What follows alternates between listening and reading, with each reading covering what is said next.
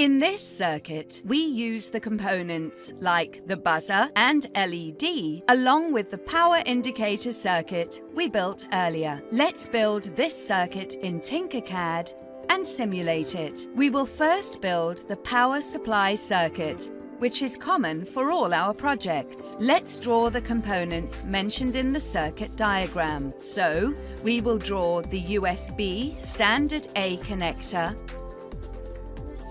LED, red, and resistor of value 1 kilo ohms. We will connect as follows. The 5-volt positive of the USB to the terminal 2 of the resistor. This is positive line, so we shall select the wire color red.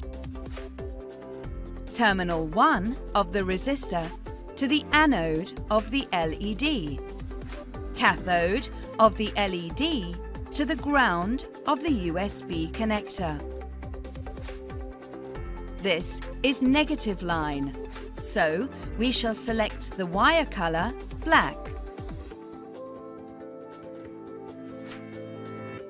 We will now complete the rest of the circuit, for which we shall draw the buzzer, resistor of value 470 ohms, and the LED white from the component library, and wire them as follows.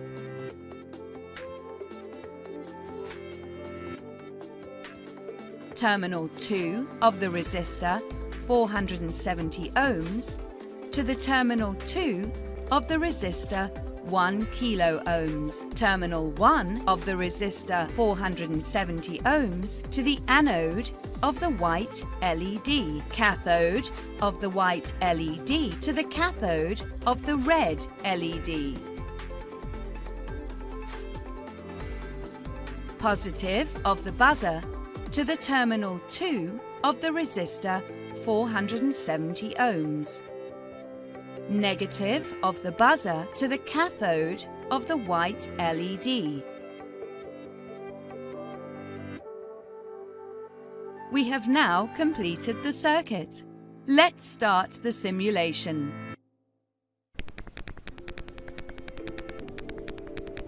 Glowing red LED indicates the circuit is powered. Also, you can hear that the buzzer is sounding and the white LED is glowing simultaneously. This is how multiple loads work in parallel in the circuit. This circuit has many applications. A few examples could be toys, watches, and so on. You can now build your own circuit, download the image file, and submit in the assignment. Circuit explanation.